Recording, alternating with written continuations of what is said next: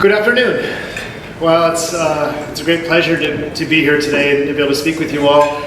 Storm, thank you for the introduction.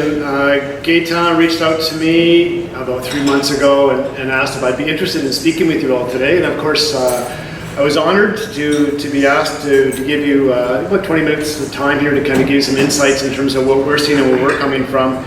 So I'm very excited to be here today. I'm really excited about this conference. It's just something about it, and I just thinking about hardwood management and where we're at and what I'm seeing around the world.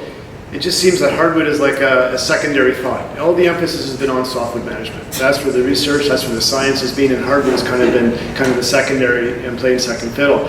So I think it's fantastic that all of you, especially in Northern Hardwood, the experts, the scientists are here sharing all of your expertise amongst yourselves and sharing that back out to the practitioners, potential the policymakers, because I think it's extremely important. And the sessions have been fantastic so far. I sat on the irregular Shelterwood sessions. That was Patricia and Stephen and Thomas, and just one thing that got me, I was sitting with Chris Ward and I looked at him and said, this is just so complex. Like, hardwood management is so complex. So it's really important, I think, that you all figure it out. And so this is really great.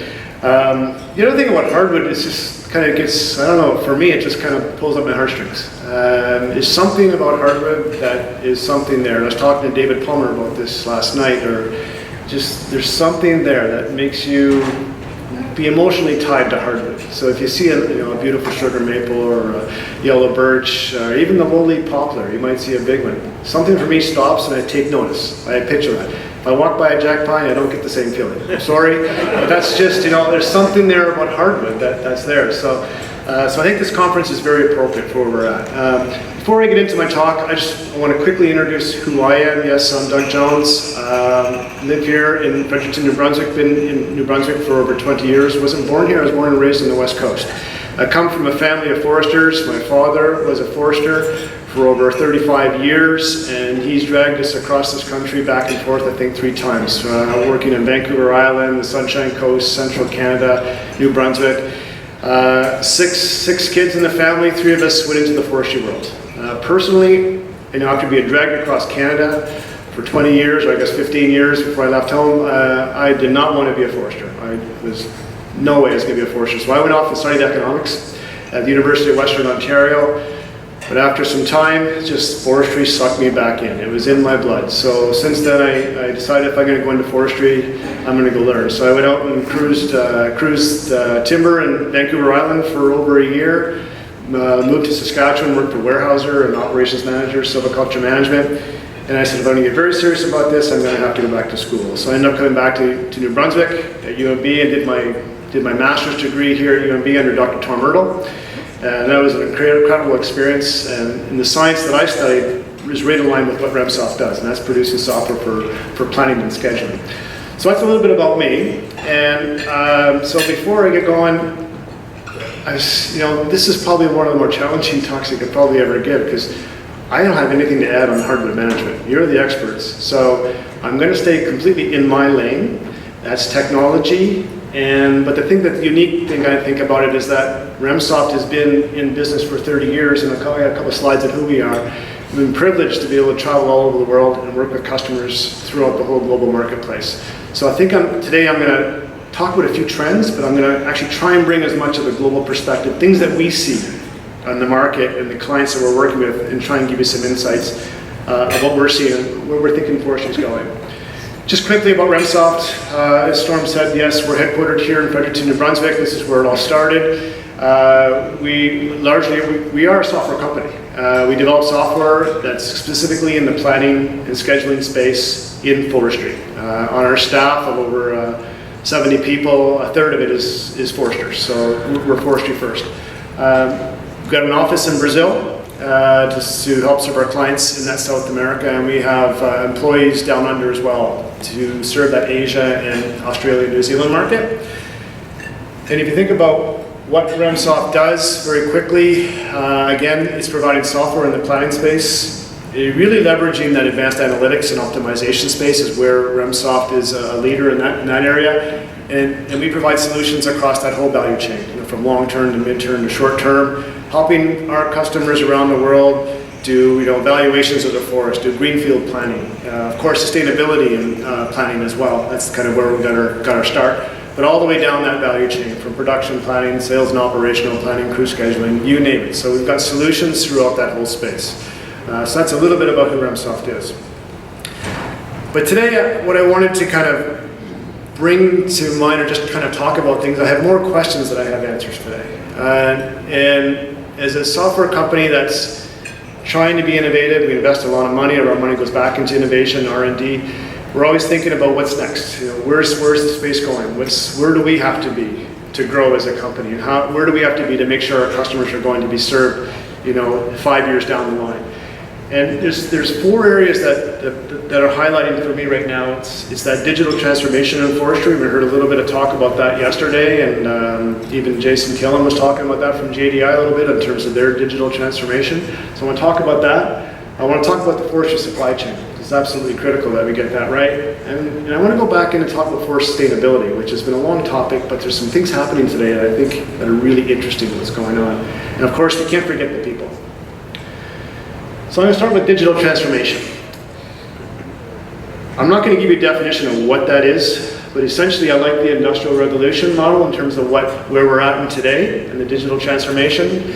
So we know where we've come from back in the early 1900s, or 1800s I should say, to where we are today. And today we're in this 4th generation now. And the 4th generation is really about, we still have the physical assets in the middle, but we're surrounding this with a lot of digital. And it's really about leveraging data to make better decisions and leveraging that data to be more productive going forward. That's going to be the next big wave.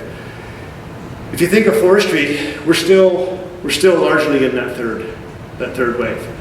And forestry's been, I love it when someone from the outside comes into Remsoft and joins us, and I think they have a different perspective of what forestry is, and they're blown away when they find out how technologically advanced forestry is, because it really is. We do a lot of good things. And if you think about just the productivity of our machines for harvesting, the technology innovation in machines has been absolutely amazing in the last 15, 20 years. If you think about GIS, Esri, that's a big company. That company's a privately owned company out of California. It's probably doing about $1 billion in revenue. Well, Esri got its foothold because of forestry. That's where you can talk to Jack Dangerman, who owns the company. That's where it started. And I know New Brunswick DNR is the 4th licensee of GIS, of Esri, and every Esri license. I think JDI is number 10, 11, or 12. But that was common. So forestry is where GIS Esri got its foothold, and it's grown since then. Our space in operations research, which is a niche science, and it didn't really become mainstream until the 70s. So it came out of the Second World War, the technology, but not business mainstream until the 70s. Who was at the front? Forestry. They adopted operations research in the 70s and led it in the 80s. It really came out of the Southeast, University of Georgia and folks out of there, and the Chileans. They're the ones that pioneered that science. So we're way ahead of the game in terms of what we've done. And biotechnology is another area we've been really advancing in terms of forestry. So we have a lot to be proud of in terms of where we're at. But the problem is that today in the forestry space, in terms of this whole digital transformation, we're now behind. We're behind other sectors.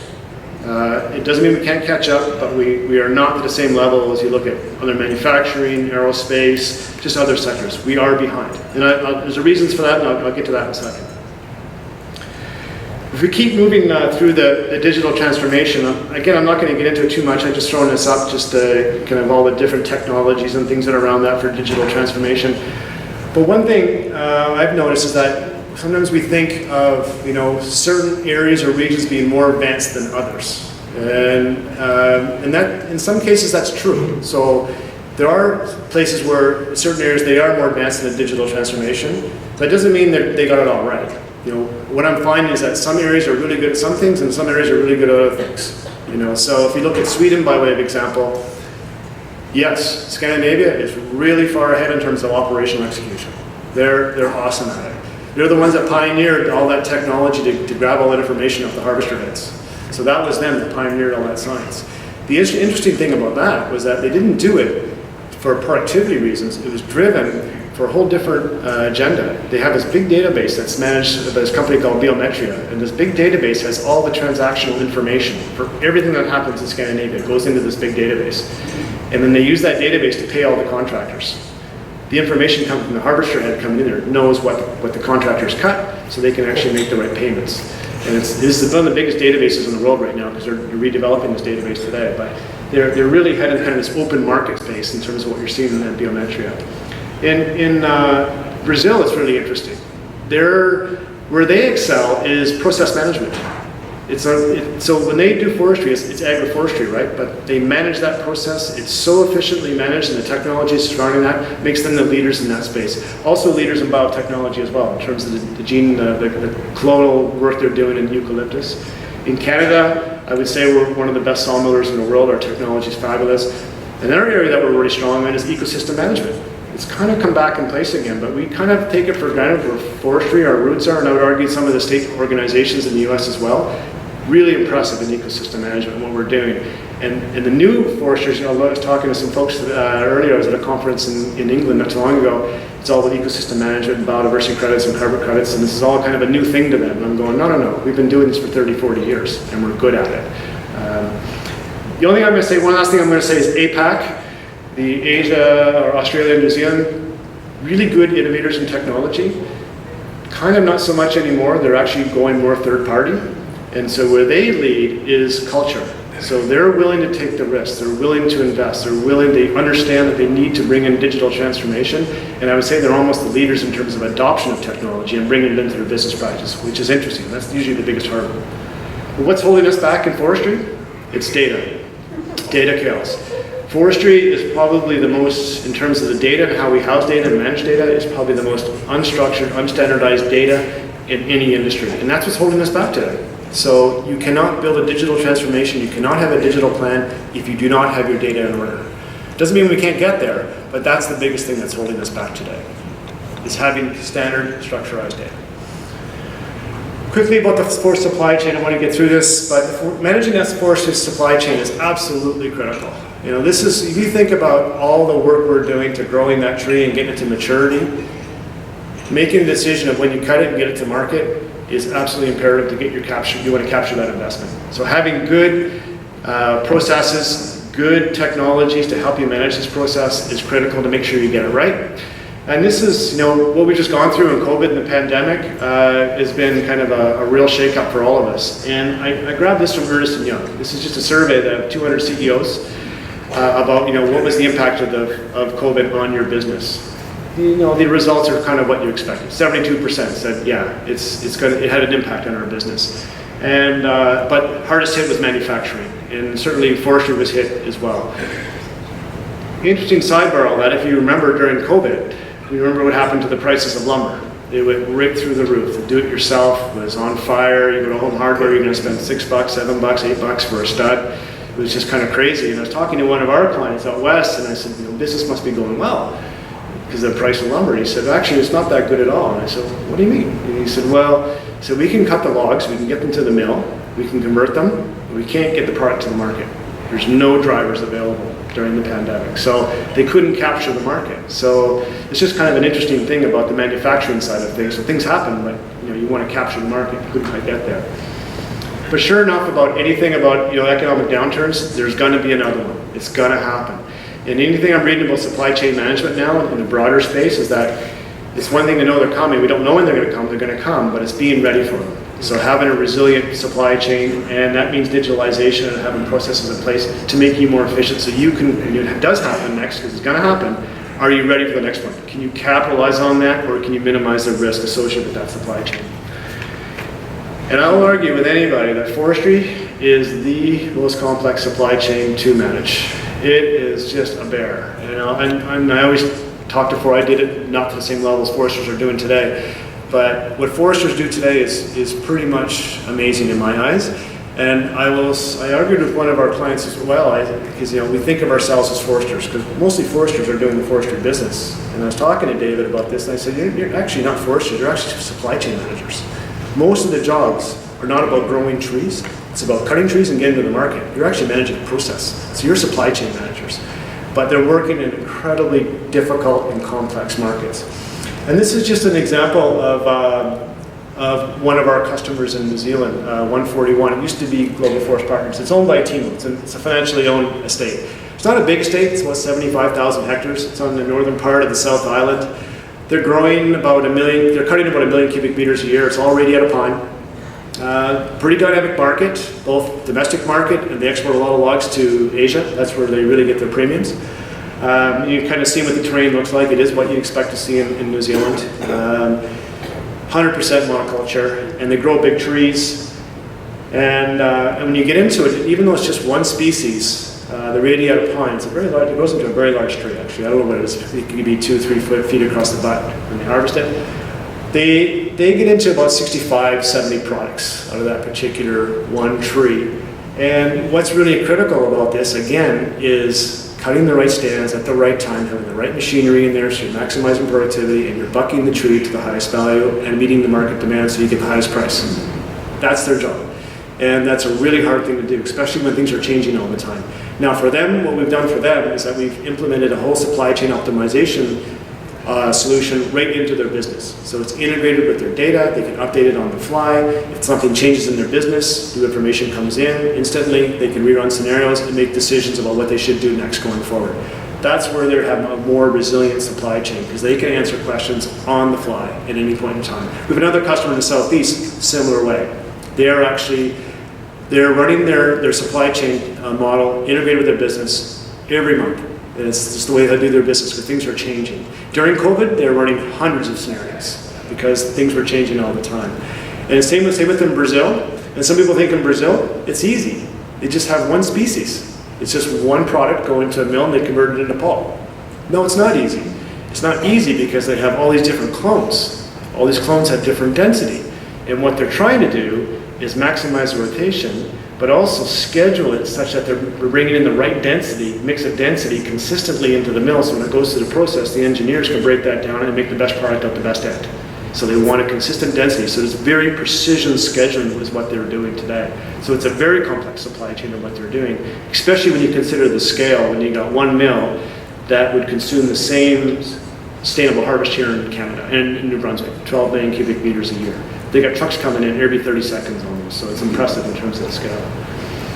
Where you want to get to on the supply chain side of things and where we're thinking about this and where the vision is for us is that we believe that managing that supply chain is absolutely critical. The problem today is that from a technology point of view, most people are doing this with spreadsheets. We know spreadsheets are all disconnected. We have different departments doing different functions, completely siloed, not talking to each other. So us and our vision, and we know we have to get there, and other industries are doing this, it has to be one connected ecosystem. I mean, the systems you're using are connected, the data is all connected, it's all transparent, it's all unified, so everyone's working from the same data source and the same system, working from the same information.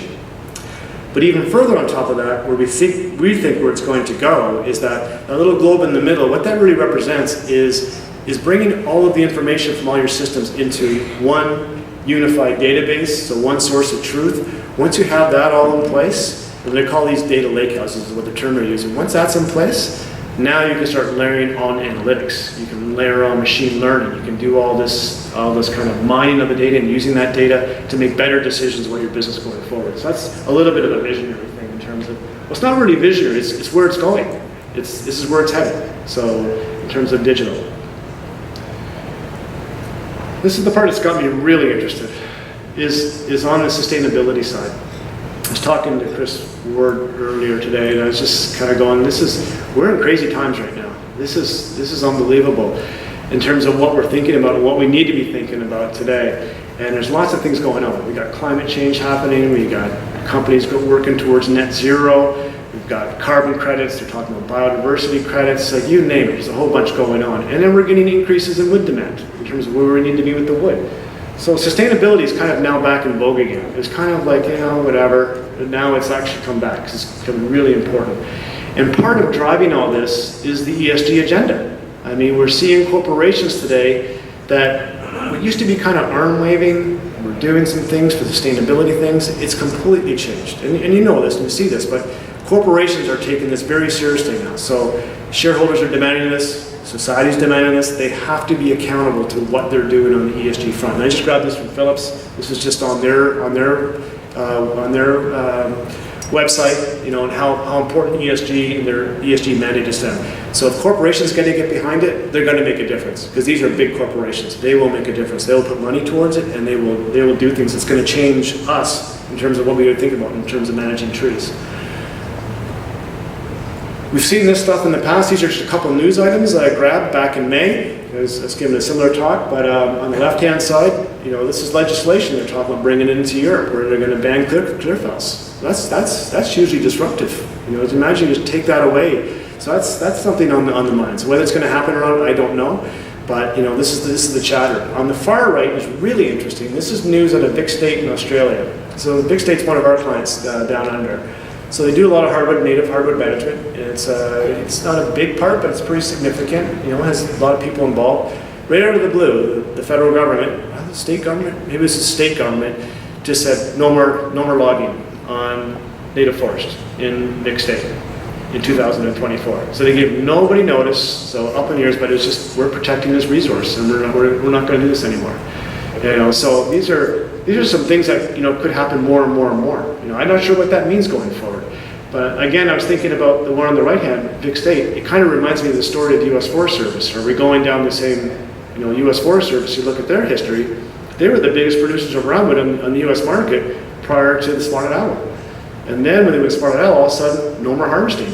And then we get to today, there's been zero harvesting for 30 years. They built up this big fuel load. Now they got big fires happening. So now they want to get back to managing to reduce the fuel loads. Well, I don't know if you know anything about forest fires in Australia. When they burn hot and they burn fast. And there's no burning going on anymore. It's all protected. So when they burn, they're actually melting cars. So they burn hot and fast. So are we going to repeat the same thing? Don't know. But what does that mean going forward? Can't ignore this one either. This one's, I just find this really, really interesting. So yeah, it's the worst fire record ever in the world. So Southern Europe's burning up, Canada's burning up, the US has been burning up. But what got me thinking about this is that, you know, in the far right, when you start smoking out 50 million people, something's going to change. I don't know what it means, but they're not going to put up with it. And I have no idea what this means for forest policy. It might mean nothing.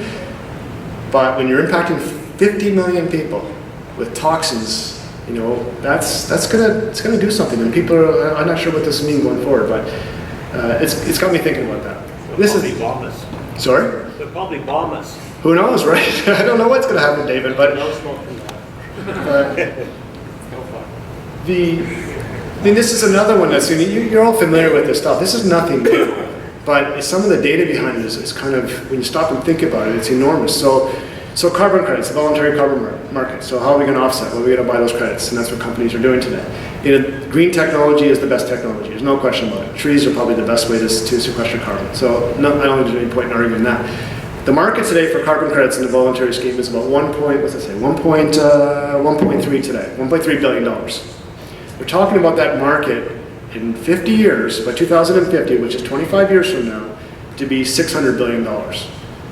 That's a big market. That's big market growth. There's even some estimates it's going to be $1 trillion. I don't believe that, but you know, still, it doesn't matter. There's a lot of money flowing in to use forests to offset carbon, and I have no idea what this is going to mean to us going forward. Is it going to be more valuable to have carbon offsets than it is to produce timber? I doubt we'll get to that point, but something's going to change, especially if there's money behind this stuff, and there's a lot of money pouring in. I threw this one in here from Brazil. We do a lot of work in Brazil, and it's the classic photo. This was out of, actually, I took this photo, that's why it's not so great, but it's classic. This is what it looks like, the eucalyptus plantations, right? So it's marginal farmlands. They turned it into agroforestry. They're growing trees, 5-7 years, they cut them down, send them to the mill. Really good at growing these things. You know, they're growing at about 50, 60 cubic meters per hectare per year. So I mean, I've seen full rotations, right? So as a forester in Canada, you'd never see a rotation, but I've seen a full rotation. So it's kind of like, whoa, it's like deja vu. Wasn't I just here and it's cut again? So, but what's interesting about this is the green parts, and maybe you know this, maybe you don't know this, but when you establish a plantation, so you buy up 50,000 hectares, you need 50,000 hectares to sustain my new mill. Because they're building brand new mills, there's no greenfield stuff, right? If you buy 50,000 hectares to grow your trees, you have to buy an additional 50,000 hectares and put it into native forest. Okay, so these are state legislation. So in São Paulo state, it's 50-50. I think in Tres Lagos or other states like Paraná, I think it's like a 60-40, but you have to put a certain proportion back into native forest. Now, this is way south of the Amazon, by the way. This is southern Brazil, right? So it's savanna kind of stuff. And so, yeah, they have to invest. They have to get it back into native forest. And they did enough, just enough, right? They just keep it going. They don't spend a lot of money on it. But what's really interesting is in the last 2 or 3 years talking to them, their interest in this has changed immensely. They're now actually investing in this and getting it to be more vigorous because they want to get carbon credits off this. There's an opportunity to sell carbon credits. So it'll still be a native state, be able to be better going forward, but they see a reason to capitalize on this. And it's kind of interesting how something they just had to do to something they turned into their advantage. So it's a little sidebar. This is where I think things get really interesting. So you're seeing lots of polls in terms of maybe forest change because of carbon credits, because of ecosystem values. We're trying to preserve the forest, which is going to compete with demand. But we're also seeing an increase in demand in fiber for other uses. And we know the CLT, biofuels, bioenergy. We're seeing increased demand in other reasons to use wood based on more than just the conventional way we're using it today. I use this example because it's real and I find it unbelievable. So sustainable aviation fuels. So how is the airlines going to offset? How are they going to get to net zero? Kind of hard when their biggest impact is burning lots of fuel to fly us around. So they would need to move to bio-based fuels. So that was it seemed like a technology just yesterday. It's not a technology anymore. It's actually in production. And this company, US Bioenergy, was it? Yeah. I listened to the CEO talk on this. And so this is a company based out of Arizona. And they're building a plant right now in Mississippi, eastern Mississippi or western Mississippi. And they're going to be producing 34 or 38 million gallons out of this particular plant. It's already all sold. Every barrel is bought before he's even produced a gallon of this stuff.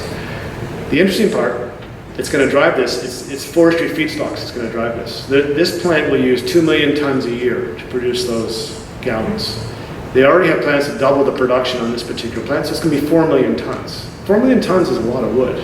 It's like ton to cubic meters, about the same. They also have plans for 12 more of these plants.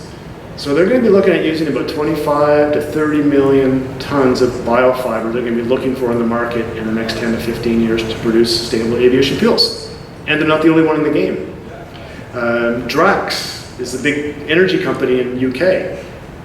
They had plans, I remember they said this about 10 years ago, they've converted all their coal plants to pellet plants. So they're using pellets to generate electricity. They're the biggest power producer in Britain.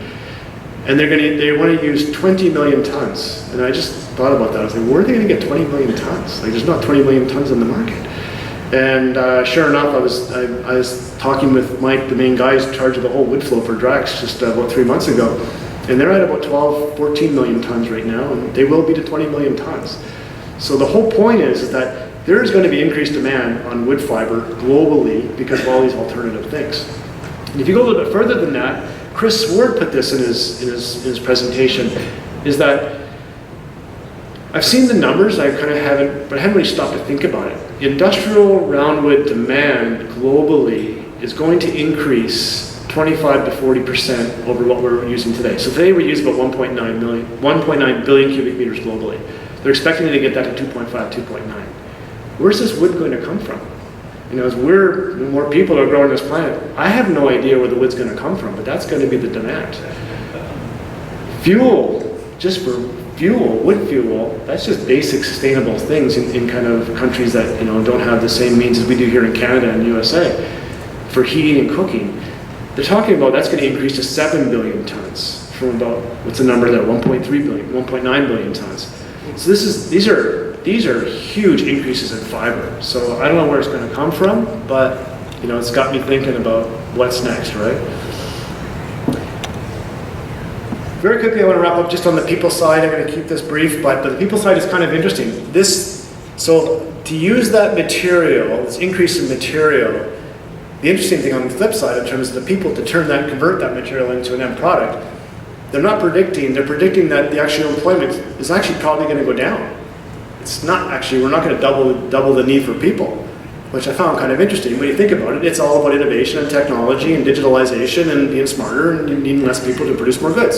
So I thought that was kind of an interesting stat, that thing didn't go up with the actual fiber demand. Whether this is all true or not, we'll find out. Maybe we won't be around to find out, but we'll see if this plays out in the end. But I think what's really important is that what we're seeing in technology, and this is just a quick one that I grabbed, and we are seeing technology, we're seeing happening. I grabbed this from JDI because I've been watching this manual planting machine, PlantMax, and been kind of wondering if anyone's ever going to put one out. I used to plant trees about 37 years ago, and I said there's got to be a better way of doing this. So they're actually giving this a go, planting 500,000 seedlings, but it's just an idea of innovation, a little bit of small innovation in terms of replacing people and using machines. On the far right side, I just threw it in there to be a little bit disruptive, but talking about AI and machine learning, this is Goldman Sachs kind of throwing something out there. I think it's just for newsworthiness to get some readership, but talking about 300 million jobs replaced by AI. I kind of doubt that, but who knows? Don't know where it's going. But what I wanted to finish with was just that the people side is not about tomorrow, potentially, but it is about today. We have an aging demographic, it's what do? We're looking for drivers, we're looking for operators. And it's about how do we recruit and how do we get people to come in and how do we attract people into this industry? Because it's absolutely critical. If we don't get smarter about it and start attracting good young talent to come into our business, we're going to be in a tough spot. And we're already seeing that tough spot today. So even us as Remsoft, who's a very small player in what we do, we see this as our biggest risk. So we need to attract analytical foresters into this space. If I don't have analytical foresters, I don't have anyone using my software, it means I don't have a business, because software's not good without people. So we're thinking about this in a big way, and I don't know where it's going to go yet, but we're actually thinking about building a Remsoft Academy. It's kind of a crazy thing, that's not our business, but it's partnering with education, it's partnering with business, it's partnering with other service providers in our space to build something that can be like a professional designation. So it's starting to think bigger and broader about this stuff, and I know other companies are recruiting immigration and bringing people from outside, but we got to get creative in this space, and it's all about attracting and retaining talent and staying in this space. So on that note, that's it. That's all. I just kind of want to throw a few things out there. It's just, digitals is key to the future. It's important. We're seeing in other sectors we have to adopt. Supply chain is critical, getting it right, making the right decisions, get the most out of that crop. Sustainability, I don't know what's going to happen in the future. There's lots of pulls and pushes going on. It'd be interesting to watch. I think it's one of the most interesting times we can be in this space because there's going to be a lot going on, and we got to pay attention to the people. So on that note, thank you, and I hope you have a great rest of the conference.